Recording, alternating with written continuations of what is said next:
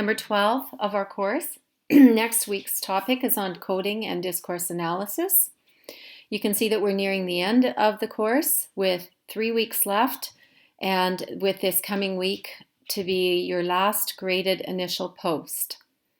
I wanted to point out talk about some of the readings to prepare you for your initial post for next week, and give you some more information on coding through a PowerPoint. First of all, remember to post your initial post in Dropbox. There have been a number of people every week that have missed that step, and by this point in the term you should kind of have it down that you post it in your discussion, but you also have to submit it as an assignment. So please don't miss doing that.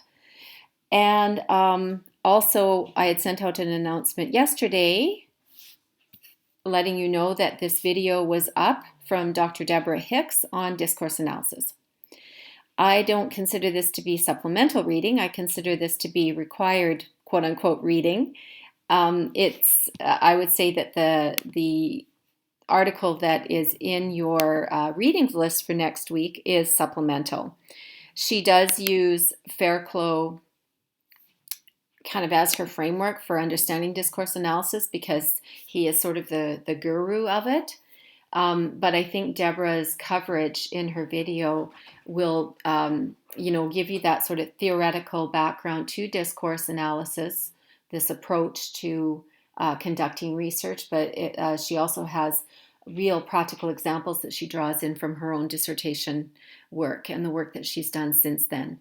It's really, really good, and so that I want you to have a look at that, and you can use that to cite in your initial post if you're focusing on that. So as for the other readings that are here, sorry if you hear a kitten crying. I've got little 10-week-old kittens running around here. There's a few other readings that are a little bit encyclopedic in nature, which is why I wanted to supplement it with a PowerPoint this week. They are readings that were part of the package when I took over this course, and I think it's good basic information, but it doesn't necessarily go into great depth about coding or the process of coding, which is fine. How much can we really cover in a week? And we're not practically doing it. So I think just kind of an overview of the role of coding, but a little bit of insight into how it's done is about all that we can grasp, given the length of time that we're spending on it. But Greeners is a chapter out of a textbook on designing social research and talks about coding, talks about grounded theory or the method of inductive reasoning or inductive coding, and discourse analysis. And then the final 3 readings, Huberman, O'Reilly, and Son, are all from Sage Research Methods, and again are kind of broad overviews of understanding how coding works. O'Reilly's is coding in an ethnographic framework. Son's is more general about coding of data in qualitative and the difference between coding qualitative and quantitative. And then Miles and Huberman and Miles, they keep changing their names back and forth depending on the publication, talks about validity and reliability. Deborah Hicks also talks about validity and reliability and how we measure it a little bit differently when it comes to qualitative data analysis. So I think between this reading and Deborah's video, you'll have a good understanding of the measurements that are used to determine that the data that we analyze using qualitative methods can be equally as robust and sound and trustworthy, shall we say, but we don't measure it with the same yardstick that we measure quantitative data. So without any further ado, I want to get to a little video a PowerPoint introduction to coding, and I will post this PowerPoint as well. This is a definition that comes from Son's encyclopedic article. Just as a broad overview, the coding of data refers to the process of transforming collected information or observations to a set of meaningful, cohesive categories. That's what coding is. It can be an electronic process, but it can also be a human process where the human is the one that decides on these categories and what is most meaningfully going to present the data. So what can be coded? In the case of Deborah Hicks' research, she was coding, for the most part, was coding non-human subjects. She was looking at listservs, she was looking at LIS publications, things where there was a discourse or communication that was occurring between people, but it was written down. So in that sense, you can code a historical object, you can code articles, TV, movies, field notes, but also you can code interviews, so you have interview transcripts, or you can code the content of a focus group. You can code pictures, so you can code images, you could code face-to-face conversations, or even social media messages. So typically, the coding categories, and that's kind of people's biggest question is, well, how do you develop what categories to put this data into? It usually comes with qualitative research from an inductive process, which means that the themes do not emerge until the coding begins. So you come at it with an open mind about what you might discover. And then the codes begin to emerge as you work your way through the documents. But there are times when coding is predetermined or they exist prior to the process. And this is generally what divides quantitative and qualitative coding. So with quantitative data, coding involves a predefined codes where there's set categories and concepts. So you're the researcher on the outside looking in. And so think about surveys. With surveys, we have predetermined categories that participants select, right? And sometimes, though, a human most likely has had to determine what those categories are. But in this sense, the purpose is to measure numerically the responses. Therefore, we call it quantitative coding. With qualitative coding, it's an emic process. So the researcher is sort of part of the experience, the process. And it involves a human really looking at the data itself and closely reading that text and starting to see patterns that emerge. So there's more of a human interaction with qualitative coding and comes from more of an inductive approach. It doesn't mean that you can't have some predetermined themes or ideas on the outset. It just means that you're open to other themes emerging or sub-themes emerging during the process. So at the end of the day, coding is not a content analysis. You're not just coding words. As Sun says, it does not amount to counting occurrences or utterances, but it is also, I guess, having a more holistic look at how things are expressed and different ways that you can analyze and view those expressions. So it can be helpful to have a software system that can count those occurrences of certain keywords. Certainly, content analysis and coding is very useful, and it's a good way to start, but it cannot be the only measure of the importance of a particular topic or theme. I'll give you an example. One word that I was looking for in my transcripts was value, because that was a word that came up in my theoretical construction or my theoretical framework. Value, a sense of value is really important when you're looking at work identity. I used a software product called NVivo, that's NVIVO, and this software product allows you to download the transcripts or download pieces of text, and then you can do word searches so that it'll pick up the occurrences of particular words. So I asked NVivo to show me the number of times that a participant said the word value. And then, so that was useful, but then what would have happened if I had just used this as evidence for my participants that described how they felt or didn't feel valued in their work? If I had only looked for the occurrences of the word value or, a content analysis, I would have missed many, many examples or descriptions from my participants that spoke to value or their sense of value, but where the word wasn't explicitly used. What you're looking for as a researcher is always going to be different than the way that it's expressed by your participants. And it's up to you as the researcher to make that connection. So I want to show you a couple of examples of quotes that came from my research. And so here's one where Alicia said, when she was describing what she does at work and who she works with, we collaborate a lot with the teachers. I really like being able to bounce ideas off of people and say, what do you think of this? And they'll be like, oh gosh, you're crazy, or that's a great idea. What if we combine that with, I really love working that way, she said. There was another participant that said, I had a student show up, I don't know, the second week of school, and she signs herself in and she goes, oh, and I'll be here for every social and health class. And like, excuse me, where did this come from? So I fired off an email and it was like, oh yeah, we forgot to tell you she'll be there.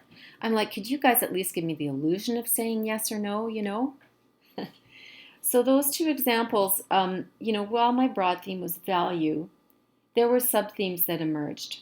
And these quotes found a home under categories that I created or identified called, this one came under collaboration, and this one came out of disconnected. So they were used as examples of work identity where the constructs are a sense of belonging, purpose, and value. But they were examples of when Alicia felt her work was valued and where Jacqueline felt that her work wasn't valued. Okay, I don't have the ability on my current way of recording to pause it, or at least I don't know how the heck to do it, so I'm just going to have to keep on going even though I feel a little bit lost. If I can just, zoom out and zoom back in here. Okay, so I can see where I am. Thank you. Okay, the process of coding. So how do we do the coding?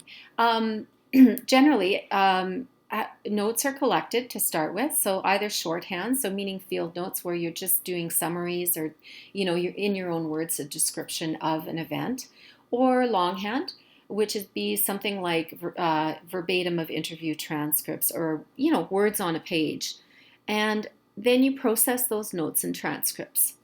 So typically they're converted to an electronic format. We are very fortunate to live in the 21st century where we're able to do coding in that way, and where we can use the metadata to be able to work with the data. Transcription services can come in handy to catch levels of detail, but they can also contain errors because of lack of subject knowledge. So what I found with a hired transcription service was that they were very, very accurate because they're professionals at this, in capturing every little word, nuance, pause. I think they even recorded a cough, or they recorded pauses for sure. They recorded the ahs and the ums. They recorded when a word was omitted, when a word was, when there was a laugh instead of a word, say. So they did as good a job as I could have done from the recording that I gave them. But sometimes they missed, because of lack of subject knowledge, there were some words that were, misspelled or said wrong or differently. But generally, it was incredibly helpful to have those transcriptions because it reduced the amount of work that I had to do in doing the transcribing, and then I could just focus on starting to code. I had mentioned in one of the discussion posts last week that some people think that it's important that the researcher does the transcription themselves because it gets you back into the recording and into the, there's something about you can start doing your inductive coding while you're typing the transcript. But I think it depends on how much work you have to do and the practicalities of doing that. Sometimes it's just not practical to spend a month or two doing that transcription. And I did go back and listen to the recordings again, and I did go through the transcripts But because I didn't have hundreds of interviews, I remembered pretty clearly what happened at each of the interviews, and so I could read the transcript and it would take me back. So I just wanted to make that comment. How people code might be, different approaches to coding. If you have the words in a Word document, you can see how this person has used the comments in Word to be able to highlight certain parts of the text and be able to make certain comments about what that part of the text was about. And then, you could see that he's found 3 instances where they describe physical discomfort. So then he's able to,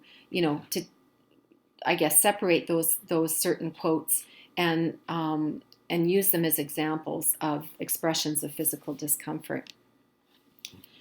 Another way that some people code, and I know this was done before we had software like in Vivo, is color coding. So with the colors meaning particular things, meaning expressions. So maybe if I would have coded value, I might have coded any expression where they felt valued or where they seemed to be valued at work in yellow, and expressions where they of negativity about not feeling devalued in blue, let's say. So that's one way that people transcribe, especially with shorter passages. Sometimes you can use sticky notes all over the place. And I actually did this method a little bit too. It was a way for me to visually see what themes were emerging. So I didn't code on top of my transcripts, but I used in Vivo to code. And then I put all those themes on a sticky note and on this big poster board, and then grouped the themes together in that way. For me, it was just easier than having all those themes in let's say, a Word document and me having to shuffle them around into categories. Being able to visually see them and to color code the themes into broad, let's say, meta themes was really, really helpful visually for me to understand how my themes could sort of shake down. In Vivo, though, is an excellent product because it does pretty much what these other methods do, but it does them in something called nodes. And what nodes are really themes that you can create. So I would look at one of my transcripts of my participants and I'd go through it and I'd highlight a particular passage, and then I would plunk it into, you highlight it and then you plunk it into one of your nodes. So it's a very, very quick way to just move passages into particular nodes, and I could create nodes as I went along. And then having all the nodes in front of me, I was able to subcategorize them or group them together. And then, as I said, then I took them off of the screen and onto a big poster board to work with that way.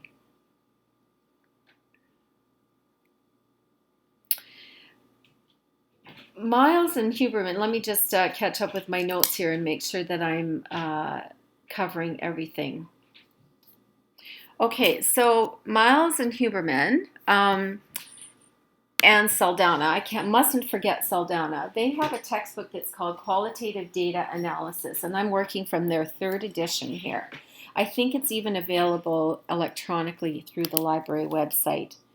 But they talk about first and second level cycles of coding. So the first cycle of coding is really high level coding, where you're really just picking the low hanging fruit. And it could range from just picking a single word to an entire paragraph. So if we looked at something like this,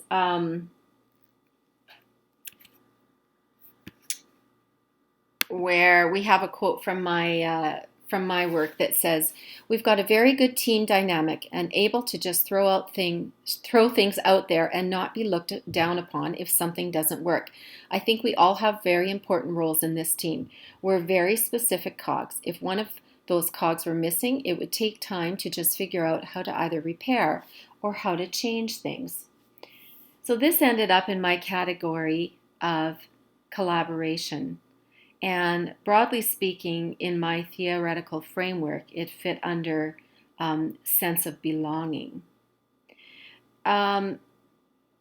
So in this, if we're thinking about coding something like this, you might want to highlight certain passages where you're highlighting. Let's say that you're highlighting. See if this works. We have a very good team dynamic. You might highlight, and not be looked down upon if something doesn't work. Speaks to value, right? We all have very important roles in this team. Even something like that has meaning because she's describing it in terms of we. And that is really important when you're talking about collaboration, that you're not just talking about yourself and what you do, but you're talking about this collaboration of people. We all have very important roles. So it's a recognition of not just her work being valued, but the whole team's work being valued collectively. And again, we're all specific cogs. And if one of those cogs were missing, it would take time to figure out how to either repair or how to change things. So if one of those cogs was missing, so what would happen if that teamwork didn't exist? So that I might, just pick out the low-hanging fruit might just be picking out those various passages and then just starting to think about, okay, they all fit under kind of a sense of a relationship, team building, some sort of big sort of theme. And then the second level of coding, second cycle of coding, is looking at, what do we do with this data afterwards? And they give a number of different methods for doing this second cycle of coding by emotion, coding by, but I picked out three that they talked about, three of sort of the most important or the most basic, and also the three that I did, which was descriptive coding and in vivo coding and process coding. So with descriptive coding, what it does is it assigns a label to data to summarize in a word or short phrase, most often a noun, the basic topic. And that's kind of a good way to kind of get into your passages that you're coding. So if we were to assign a label to this, now that it's all marked up, what a big label might be, if I'm coding according to a description of space and time, not coding according to an emotion, it might be work environment. So that whole thing is talking about the work environment. In vivo coding, just like the software is named after, it uses words or short phrases from the participant's own language in the data record as codes. So in vivo coding then might pick out specific phrases. Good team dynamic, be looked down upon, were all specific cogs. I would have pulled those out and put those in those certain phrases and found sort of a theme to group them into. And then process coding is using kind of action words exclusively to connote observable and conceptual action in the data. So it would pull out action words in the sentence and then I'd summarize it in my own words. So back to our example, for example, I might pull out belonging. It speaks to belonging. It speaks to working as a team. So it just has me, process coding, it just has me sort of thinking about the action that is being taken through the expression of words.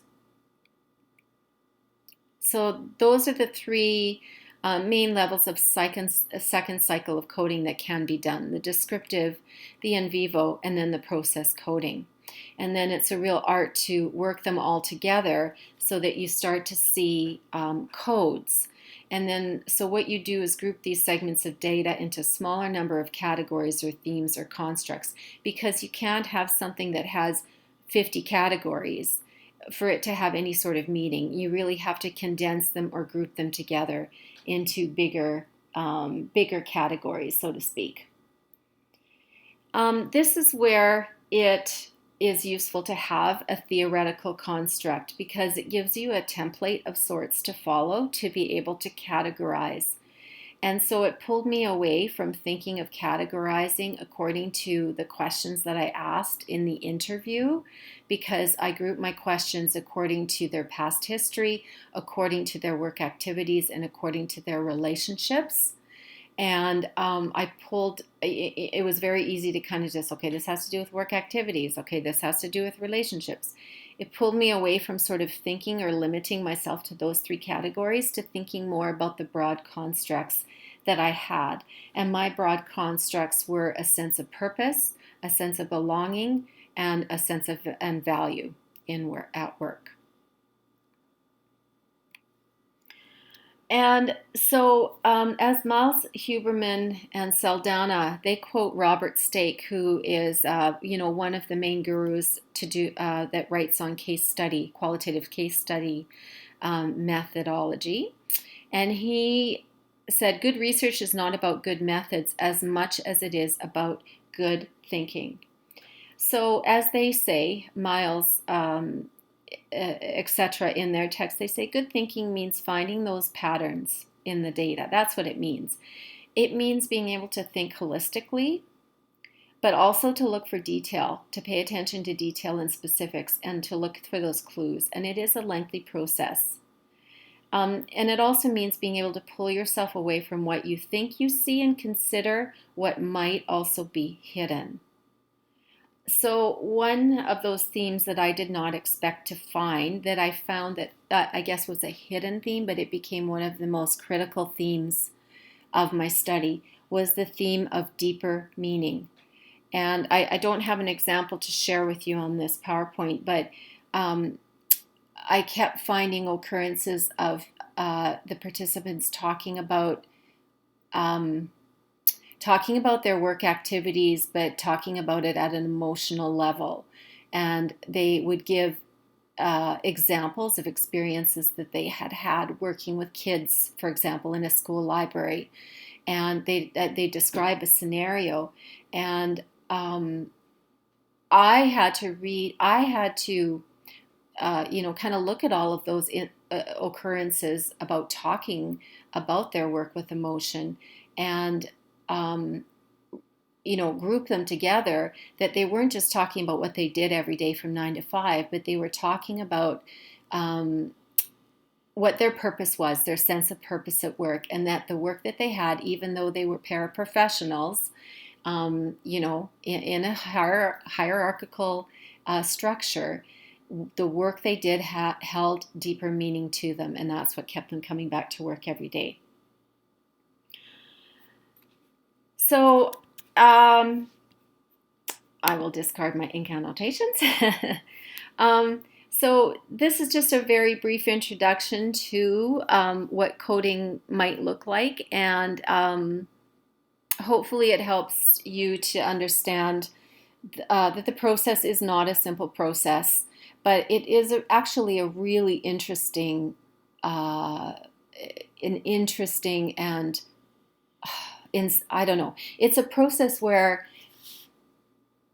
there's nothing quite like it in research, I don't think, because it's one thing to open up a spreadsheet and see, oh yeah, the word value is mentioned this many times.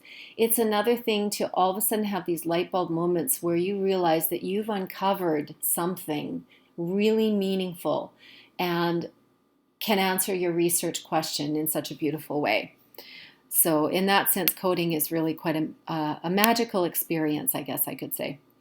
Anyway, thank you for listening to this, and I do hope that you have a great week with your discussion this week. In the discussion, I have posed, some ideas of where your discussion can go. Consider the challenges and criticisms. How can you defend validity? There are other terms associated with validity. How do they better represent?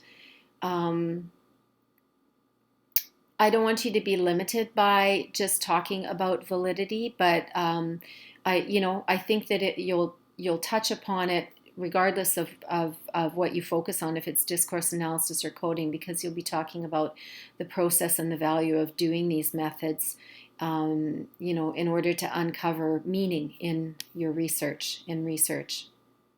So I hope you have a wonderful week doing that, and I'll try to figure out now how to stop this recording so that you can get on with your work. Thanks so much.